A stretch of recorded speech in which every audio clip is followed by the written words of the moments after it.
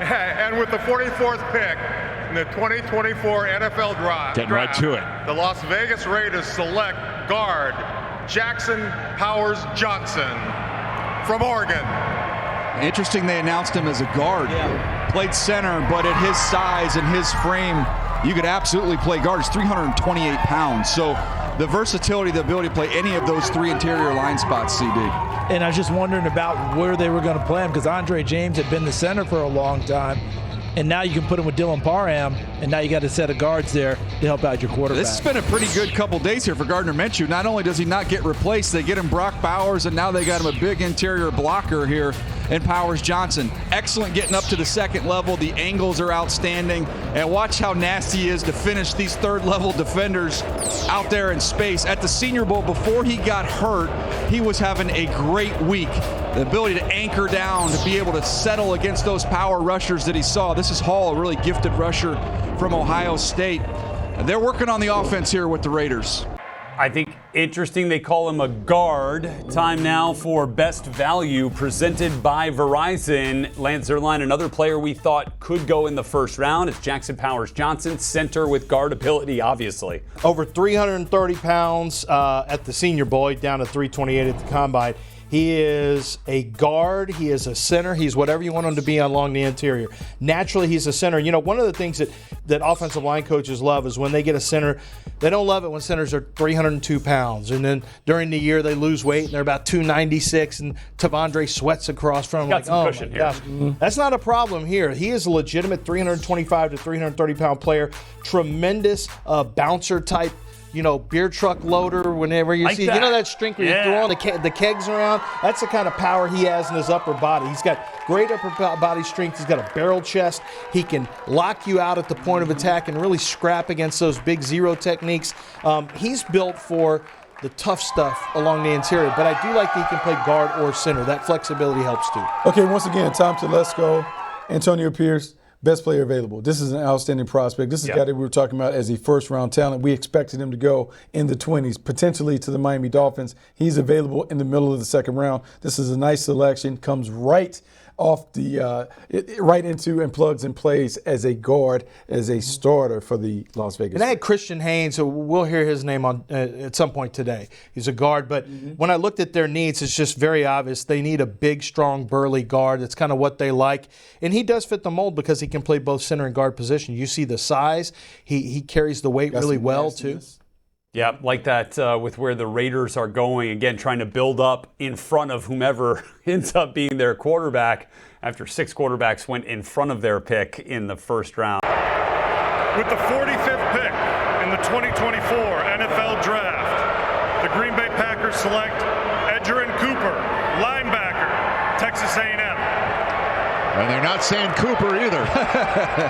What do you think of Edgerrin Cooper? Our first linebacker to go. We got a linebacker, everybody. And this is 45. And Edgerrin Cooper, I thought he was the best linebacker in the draft class. They have Quay Walker there, who's ultra explosive. This is the most explosive linebacker in this year's draft class here in Edgerrin Cooper. This is just against Alabama. This was a tape. If you want to see him at his best, you watch this one. Watch him fill in the hole, deliver a big hit.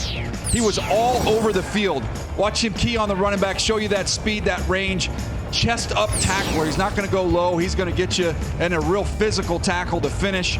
He can mirror quarterbacks. You play against an athletic quarterback in the NFL, he can spy him, he can mirror him, and he can track him down as he did against Milroe in that ball game. Time for Next Gen Stats powered by AWS. You see the overall scores here when you're looking at the athleticism and the grades involved with these linebackers. He's right there at the very top, CD. Yeah, and you mentioned the comparison there, right?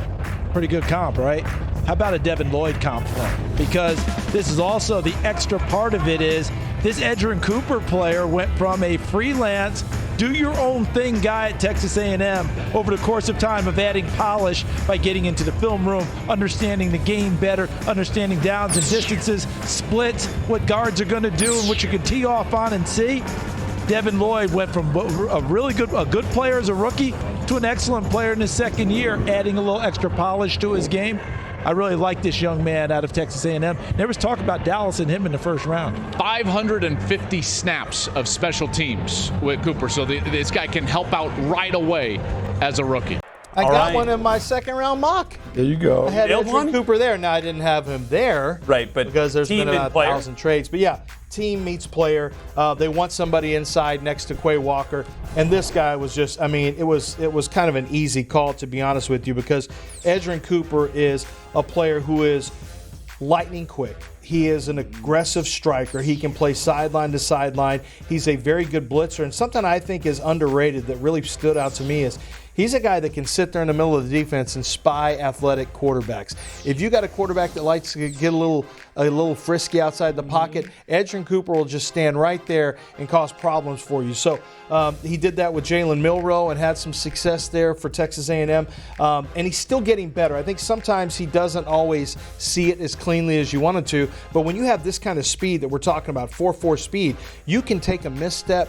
You can miss, your initial read. And that's makeup speed. We talk about makeup speed at cornerback, but there's also makeup speed at linebacker. Edgerrin Cooper is the newest Green Bay Packer. That was Brian Bulaga, the Super Bowl champion tackle from Iowa. I had to wonder if maybe Cooper DeJean was on their radar there at 41 when the Philadelphia Eagles jumped up in front of them to take the eye, and that would have been some nice symmetry there, Hawkeye to Hawkeye. And they're looking for a safety too, by the way. Who's that? Green Bay's looking for a safety as well, so keep that in mind the next time they're up. The Indianapolis Colts have traded the 46th pick to the Carolina Panthers. Go Cardiac Cats. And with the 46th pick in the 2024 NFL Draft, the Carolina Panthers select Jonathan Brooks, running back, Texas. So our first linebacker in the draft leads to our first running back in the draft. Jonathan Brooks. Look, he steps right in and is their most talented runner. Chuba Hubbard's there, Miles Sanders there. When healthy, now Jonathan Brooks is coming off of an injury. I think he's a better player. Look at his ability to play through contact. Talk about contact balance. His is exceptional. Tremendous vision as well. Here's another example of him just breaking tackles down there on the goal line. You want to give Bryce Young an outlet out of the backfield. He catches the ball very well, as you see a couple of these one-handers. And then he can make something happen after the catch when he gets the ball in his hands out there in space. He had a monster year before he went down with an injury, Joel. I know you saw him. Yep. But this is someone, Bryce Young needed help.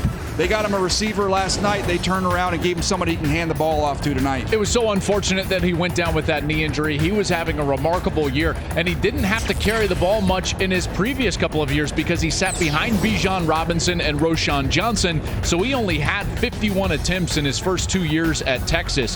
He is a slasher. He's very smooth. I thought his best trait, DJ, was his ability to not only pass protect, but also catch it out of the backfield. Being a threat as a running back is so important. And then the last thing, sitting with him before games in those production meetings, he is so mature. He is a leader of leaders, and that's a type of guy you want in your locker room, in particular at the running back spot. Ian?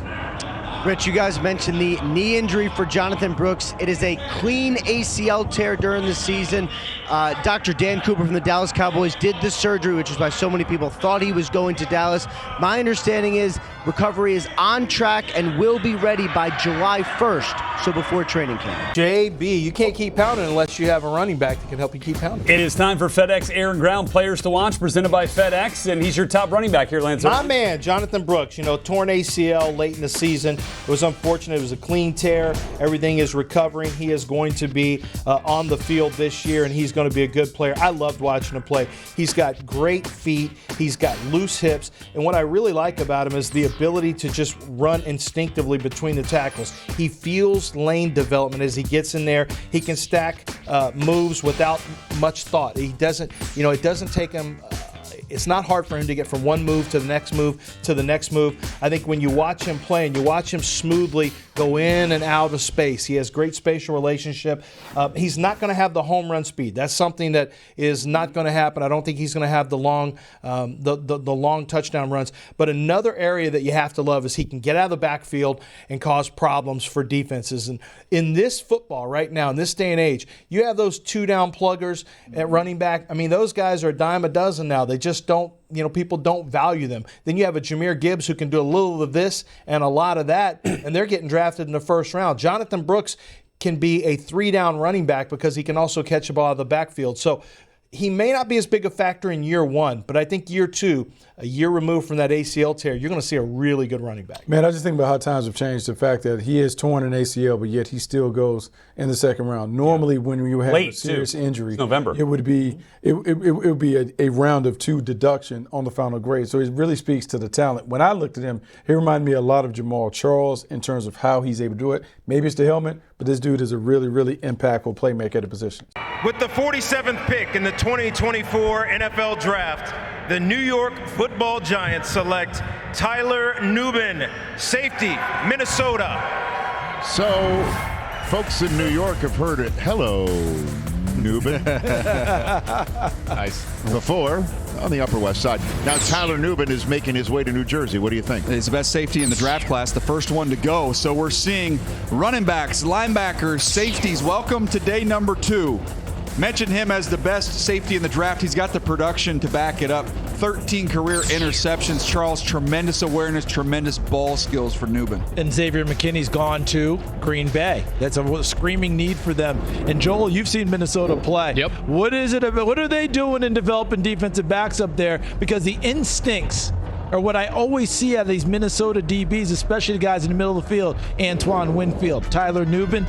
Their ability to range and make plays on the football. I love Nubin's ability to do that and come down and tackle.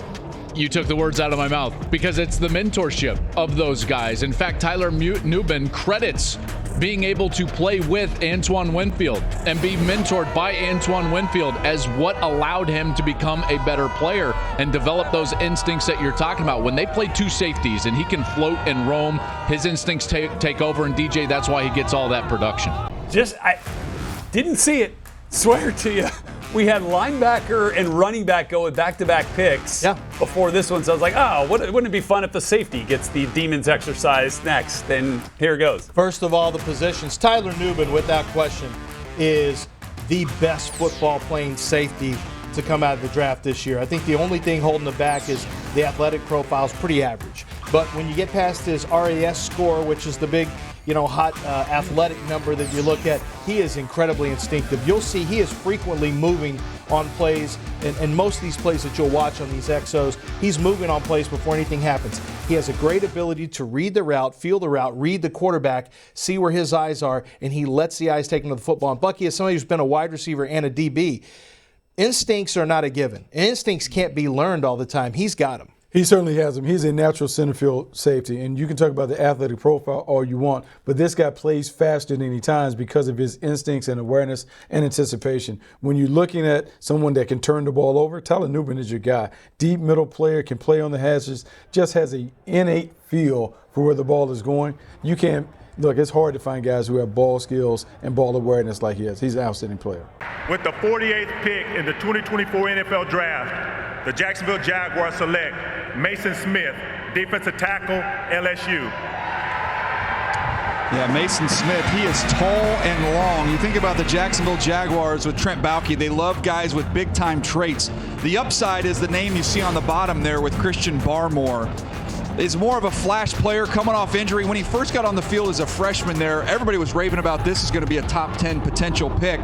Then the injury then was a little slow to come back from that. But when you look at him, Joel, and you're looking at trying to build out your defensive front, and you bring over Eric Armstead, who's huge. We know about Trayvon Walker and what a physical freak he was as the first overall pick. They've got some rare dudes now just in terms of the size, length, and athleticism up front. And with that depth, you also get some versatility. He played 3 technique just outside of the guard of the offensive line, but he can line up everywhere. He only played 22 games because of that injury, so he does need some development. And there's a lot of talk in Jacksonville about taking Trayvon Walker and kicking him inside more, and I think that they really want to leave him out on the edge. Maason Smith will lessen that thought process about moving a pass rusher like that inside. Trent Baalke hedging his bets on that one really well.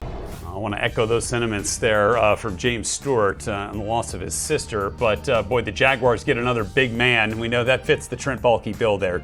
Yeah, Yeah. Look, it certainly fits the bill for Trent Baalke. Trent Baalke is a traits guy. He wants them big. He wants them physical. He wants to make sure that they check off all those athletic profile tendencies. This is a guy who, look, you don't see the sack production, but what you do see is the ruggedness at the point of attack. And I'll be honest, the Jaguars were fed up with not being able to play the run well, fed up with the lack of physicality and toughness on their defense. So they go and get a guy who can wreck shop on the inside. You get a chance to put him right beside Eric Armstead. Yeah, you have Roy Robinson Harris, but this is a pick that's designed to add some physicality and toughness to that interior. Yeah, he's got traits too. I mean, he's a tall, long guy along the interior. And you saw they drafted Trayvon Walker, who had some of the same physical characteristics, but at defensive end. He gives you some of these characteristics along the interior where he can stack and separate. And I think he still has to become a better football player, but the traits are all there. He's just has to, the contact balance can be a little iffy along the interior, which happens sometime with taller prospects. They don't have the same leverage at the point of attack. So it'll be interesting where they line him up along the front.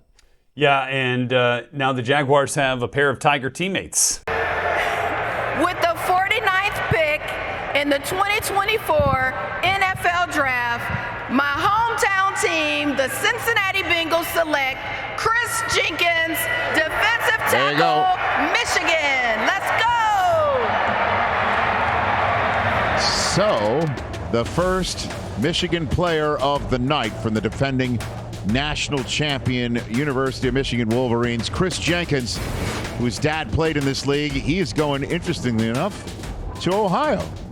Some irony there. Indeed. If you're a defensive tackle, the nickname you want is the mutant. That's the nickname that you should covet, and that's the nickname he earned. Someone that is ultra powerful. Didn't get as many opportunities to rush just because Michigan, and Joel, you know this, had handled so many teams that the snap count was down a little bit. And with all these exotic pressures, other guys got home before he could get there. But you could not move him off the line of scrimmage, and he's got a PhD in playing defensive tackle from his father. And what I loved about talking with Chris is that he had a burning desire to leave a legacy of his own, even though he has those bloodlines. And you talked about maybe not the greatest production. Well, also part of that was their rotation. At Michigan, they had 5-6 defensive tackles that they were rotating in. A couple of them are going to be back there. Mason couple of them are Graham, going to be first-round picks next year. That's exactly right. Big day for defensive tackles, and Chris Jenkins, another one of the big bloodlines in this year's draft. His dad, great player. His uncle Cullen, a great player as well, Bucky, and now he's headed to Cincinnati. Yeah, headed to Cincinnati, and this is on brand for the Cincinnati Bengals. They do a really good job of taking brand name players from big schools. Chris Jenkins comes from Michigan, and he is one of the best testers, one of the best freak athletes that you'll find. When you dig into his profile, going all the way back to Michigan, this dude put up remarkable numbers. The production didn't match the athletic talent, but we've seen this time and time again from Michigan players. Sometimes they just play better as pros because that system was more of a collective that didn't necessarily create stars. This guy has a lot of talent, very intriguing prospect. Look at his dad there, great player, second-round pick of the Carolina Panthers, and now his son, a second-round pick of the Cincinnati Bengals. That was a monster. Chris Jenkins is a defensive tackle who is a little bit lighter, also one of the 290-pound guys, in the neighborhood. But he's another one that you watched him in that national championship game against Washington. What a nightmare. The Joe Moore Award winning offensive line from Washington had a real tough time with Chris Jenkins. Dad went 44 overall. Son goes 49 overall. With the 50th pick in the 2024 NFL Draft, the Washington Commanders select Mike Sainristil, defensive back, Michigan. My goodness gracious. We're turning Cadillac Square into the big house. Off goes Chris Jenkins, and then goes Mike Sainristil. Yeah, Mikey Sainristil. Joel, as someone who called, I think, every single one of his games, I'm going to give you the floor here on Sainristil. No. I want you to do it. I've been waiting years for moments like this. He is unbelievable in terms of his awareness, ball skills. He is Johnny on the spot, always around the football. You see the physicality. He plays much bigger than his size. You see it when he's coming up against the pass as well as against the run. Has that background as a wide receiver. That's where those incredible ball skills come from. That's how you end up getting 6 interceptions. But as good as he is on the field, as you see here, Joel, everything I've been told about him from a leadership standpoint, a change the culture standpoint, and an intelligence standpoint is literally off the charts. He was the best defender on the best defense in college football, and he did so with only 2 years on that side of the ball, and I would echo all of those things. He's an incredible individual. He is a born leader, and then those ball instincts and just natural instincts on the field. This guy is going to turn into one of those players that every quarterback is going to have nightmares about because of his instincts and his ability to make plays on the football. Mike Sainristil, arguably the best nickel corner in this draft, was a phenomenal player after converting from wide receiver to lead the national champions defense there, Buck. Yeah, he's my best little nickel. So I had Cooper DeJean as my big nickel. I like it. Mikey Sainristil is my best little nickel. He'll play little, though. Meaning he's my cornerback. Look, former wide receiver that made the conversion to defensive back. Tremendous instincts and awareness for a guy that hasn't played a position long. And when you watch him play nickel corner, man, he checks off the boxes in so many areas. One-on-one coverage, blitzing off the edge, being able to play zone if need be, and then the leadership skills that you hear when you talk to people coming around the Michigan program. This is an A1 player from character and production and performance. He is a really good fit for the Commanders. Michigan lost a tremendous strength coach who went to the Chargers. It was Chargers gain and Ben Herbert. And I remember Herbert, I talked to him about Mike Sainristil, and I said, tell me a little bit about this guy. I'd ask him about some of the prospects. He'd say, first of all, he's a marry your daughter type, tremendous personal character, off the charts leadership, off the charts football character. And I said, well, what's the athlete like? He goes, oh, you're going to see at the combine. Let me tell you, 4.47 40 with a 1.51 split. Take it. 40-inch vertical leap, almost 11-foot broad jump with a sub-7 three-cone drill and a 401 short shuttle. If those numbers don't mean anything to you, what you need to know is they're really, really exceptional. Good. And he is somebody who can play from the slot and attack the run game. In today's football, if you're going to play a nickel, you've got to be able to defend the run. With the 51st pick in the 2024 NFL Draft, the Pittsburgh Steelers select Zach Frazier, center, West Virginia. Oh, I thought we were getting center. That would have been amazing. But it's Zach Frazier, the center from West Virginia. And they have hit the offensive line with their first 2 picks in this draft. And think about last year in the first round as well with Broderick Jones. They've just remade this entire offensive line, and they've done it with guys with tremendous physicality. That's Frazier. We'll get into the wrestling background in a minute, but here's him at work, getting up to the second level. Always under control, but then always looking to finish guys once he gets there. He can generate some movement in the run game. He can torque and turn you there at the point of attack. He was fun to watch, man. And then pass protection, always reworking his hands, always working to settle down and anchor down there. Here's this finish I'm talking about. Watch him get all the way down to the ground. The big-time wrestling background, Charles, that I mentioned. I said this earlier, his longest match his junior year was 51 seconds, so it was over in a hurry. You mean the ones that he actually probably got to wrestle. He probably had a lot of what they call walkovers when guys just didn't show up to deal with him. But here you think about this with Pittsburgh. It's been perfect chalk for them. They came into this draft wanting an offensive tackle. They got him in Troy Fautano first round. They came in this draft needing a center desperately. They got one of the top-ranked ones in Zach Frazier. And Pittsburgh has a center tradition, as we all know. The Ranger Ray Mansfield, Mike Webster, Dermontti Dawson, Marquise Pouncey, and now Zach Frazier gets his shot. Not just wrestling, guys. He loves football. Very smart, high IQ. Coaching staff at West Virginia raved about him, obviously, but also said wherever he goes, that coaching staff is going to love him character-wise in that locker room. I always look down when they get picked, and I pull up depth charts and I pull up additions and subtractions, and I still got to remind myself that Russell Wilson's playing quarterback along with Justin Fields for the Pittsburgh Steelers. What they've done in this draft is try and protect whoever's back there playing quarterback, and I do believe these guys that they've drafted, outstanding run blockers. These 2 backs they have are going to love these 2 additions. Intelligence off the charts, National Football Foundation finalist for the Campbell Trophy, which is the academic Heisman, won this year by Oregon's Bo Nix, the new quarterback in Denver. Fun stuff. Peter Schrager? I had a GM tell me before this draft, the single toughest player in this entire draft class is Zach Frazier, with no doubt. We know about the broken leg. I'll also add this, Arthur Smith's team in Tennessee, with Derrick Henry running the ball and those big boys up front, this seems to have a bit of that character. Love these 2 picks, and of course the Steelers do too. Yeah. And the Steelers are going to be eating good with 2 offensive linemen thus far in this draft, now that Frazier is gone here, Lance. Yeah, and Steelers needed a center. It was just a matter of time what the picks they had before they got a center. It was a matter of when they would prioritize it. And here they are prioritizing with the 3rd best center on the board in this draft, and that is Zach Frazier. Zach Frazier is big and physical, but more importantly, he is a special leverage player. Anytime you talk to O-line coaches, you tell them that a player was a wrestler and a good wrestler in high school, they perk up. They perk up because they understand leverage. They have good core strength. They understand leverage. So rarely are they going to be pushed around. They have the type of power to neutralize the bigger players. And of course, as you see here in a lot of the the exo footage we have for you, he's got drive power as well. So he's a little limited from a range standpoint. He's not going to do a whole lot of outside zone. He's not going to cut off linebackers on the second level. What he's built for, though, is playing against the big guys from guard to guard. He can double team. He can play the zero techniques right in front of him. So this is it gets back to kind of Steeler football. We talked about yesterday with Fautanu at left tackle. Toughness. Now we got a center who has the same kind of toughness. But this doesn't look fun to me. Hard pass on this one. Just relentless. I mean, look at what he's doing. Just relentless right there. I did not think I could take him. Oh my God. That's not legal. Oh my gosh. That's what happened to Tony Khan. Just so violent. That's right. By the way, it was on NFL Network earlier with the neck brace.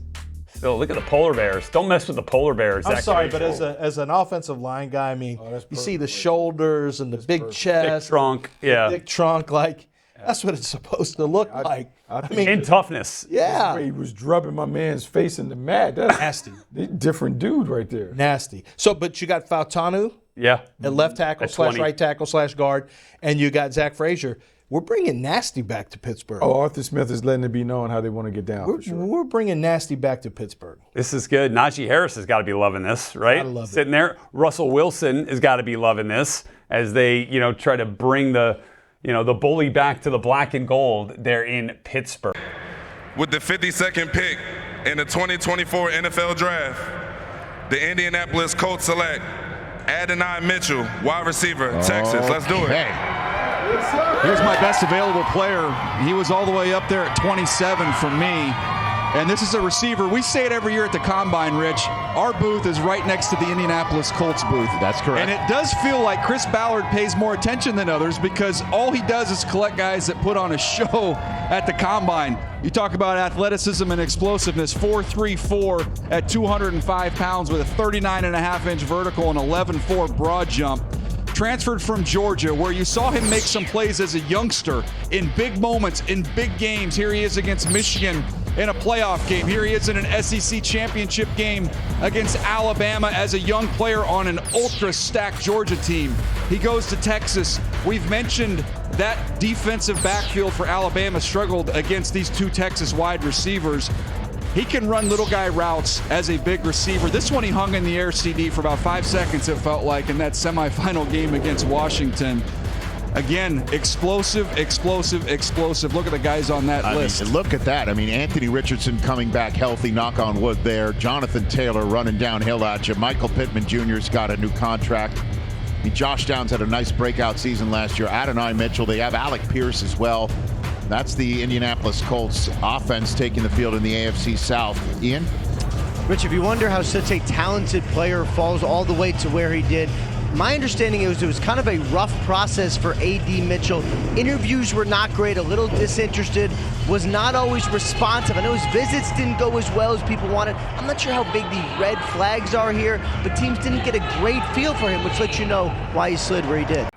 A.D. Mitchell is the pick for the Indianapolis Colts. It's the easy pick presented by Bud Light. A.D. Mitchell here, the highest rated player remaining on your board. Lance Zierlein, your 31st overall player. So if you look at this, it's a plus 21 value.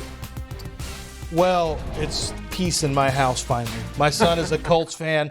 My wife went to University of Texas. Oh, Mitchell we're bringing is it all Colt. together. It all comes together after baby. a very stressful first night when they drafted a pass rusher that my son doesn't know. We get the wide receiver he does. Adonai Mitchell has potentially even more. I think he has the ability to become the most talented wide receiver to come out of Texas in this draft, and that includes, obviously, Xavier Worthy. He's just not there yet. But when you start to piece together Bucky, you can't bake the cake. You got to have all the ingredients, but sometimes you don't have them all mixed up the way you want to. But when it comes to ball skills in the air, when it comes to speed, a 4.3 40, size, he's improving. You saw the Georgia tape, and then you go watch the Texas tape. It's noticeably better from year to year. I think that, he drops, One could be there's questions about how he is, like where he is as a wide receiver now. Sure. Down on the field, when you're watching him run the routes, it wasn't great at the combine, but it was an adventure to say the least. It was an adventure, but I'll tell you what, turn this Alabama game on, and it's bananas. He is so good against Alabama, and he's snapping routes off. Like, I think it's in there. You just have to get it out all the time. Sometimes when you fall in a draft a little bit, it's a great motivator, too, to go out and get the things done that people doubted you on. And this is a great value pick for Chris Ballard and the Colts, who really need somebody who can stretch the field. Well, and they've gone day 2 wide receivers now a lot. Michael Pittman was second rounder. Alec Pierce from Cincinnati. Josh Downs most recently from UNC. And now A.D. Mitchell, Buck. Okay, this continues the theme with the Indianapolis Colts. The Indianapolis Colts have made a concerted effort to draft all the athletic freaks. The last 2 to 3 years, they've drafted all the guys that are great testers or whatever, and they wanted to put the onus on the coaches to take these great athletes and to turn them into great players. Reggie Wayne, our old former colleague here, looks soon to be a Hall of Fame wide receiver. Now we have an opportunity to take a guy who has all of the physical tools to be a high-end wide receiver. Now can he teach them how to play the game and become a craftsman at the spot? Because if it works, it's going to pop. Yeah, and Chris Ballard takes input. With the 53rd pick in the 2024 NFL Draft, the Washington Commanders select Ben Sinnott. Holler. Give it up, give it up. Tight end, Kansas State. So they get Ben Sinnott. Please tell me there's a guy named House, so they can have the House and Senate in D.C. Washington. Well, I'll tell you what, Adam Peters comes from San Francisco, where Kyle Juszczyk can do a lot of different things and be a versatile weapon. A lot of people felt like this was the Kyle Juszczyk in this draft. He is nasty as a blocker. It's hard to find guys that want to block at the tight end position in college. He gets after people. Here's a 2-for-1 special. And then down the field, he's got excellent athleticism to be able to adjust and catch the ball. Also, after the catch, the physicality. So a little bit of Juszczyk, a little bit of Kittle, and apparently a little bit of a give me a hockey player. I'm from San Diego. We had one last year's draft. The defensive end from Green Bay out of Iowa. Remember him? Remember the young man? Oh my goodness! Somebody check on that kid. That would get you in the NFL. That would get you. Speaking of where he's playing, you get a FedEx. Get a letter. Who's the first round kid out of Green Bay? Green Bay took last year out of Iowa. The defensive end. The edge rusher. The edge rusher. You can't ask me about guys from last year. Right. I got names from this year. Scrambled his brain. He just scrambled his brain. Yet another celebration in Virginia for the Washington Commanders. It harkens back to the days of Frank Wycheck. He is kind of an H-back is what Ben Sinnott was. He was very hard for me to place in my mock draft because he's just different. You'll call him a tight end if you want, but he's not really a classic tight end. He can do some blocking and get after you. He's better at the point of attack as a blocker than Brock Bowers is, if you want, some type of context. But and he is he's physical enough to get after you in space. Pancake. Oh yeah, he's physical enough to get after you in space. I think he's going to be okay as an offensive weapon, but he's somebody that when you add all the pieces up, he's somebody who, if you've got a 3rd and 4 and you need to get the 4 yards, hey, let's dial something up for Ben Sinnott. They'll put him in a box on that hit. That looked a little high, but everybody wants a goon. We need a goon. Nothing wrong with having a goon. Playoff hockey here. Yeah. There's goon activity in this highlight reel. Yes, that's no doubt. And I mean that, by the way, that's a compliment. The biggest, most respect. The young man was all right there that fell down, but hey, look, Sinnott's not messing around. I like the, we just keep seeing that. Bang! I don't know who the other guy is, but he doesn't like that we keep showing that over and over. But Ben Sinnott's one of those guys that he allows you to do a lot of different things in the running game, too. He can kind of activate the running game because you're moving them all over the formation. With the 54th pick in the 2024 NFL Draft, the Cleveland Browns select Michael Hall, Ohio State defensive tackle. Go Browns! Last year, they went into the draft and got DeJuan Jones, who was a polarizing player, had all the ability in the world, just needed to grow up a little bit, become more mature. That's the question, and the exact same situation you have at the same school here with Michael Hall Jr.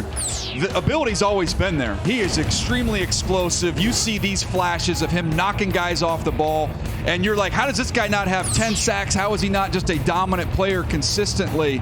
but it has been just those flashes, CD. He hasn't been a consistent player, and that's why he was so polarizing in this year's draft class. And because they had success with DeJuan Jones, they have the ability with their coaching staff to bring that out of Michael Hall Jr. because DeJuan Jones played well before he got hurt. So now you bring in Michael Hall Jr. Remember, up front, DJ, Shelby Harris is there, Dalvin Tomlinson, Quentin Jefferson, Maurice Hurst. They love the rotation. Jim Schwartz is the defensive coordinator. The defensive front is the engine that drives his defense. And by the way, let's clear it up. It's Lucas Van Ness, the defensive end from Green Bay, who was the hockey player, Joel. I had them taking defensive tackle in my mock. I had it as Rook and Orororo. There it is. And there it is. And so they stick with the position I thought they might take. It's Michael Hall. Michael Hall Jr. is an electric pass rusher. The problem is he didn't always show it on tape, but when he got to the Senior Bowl, just completely wrecked shop. He is undersized as a defensive tackle.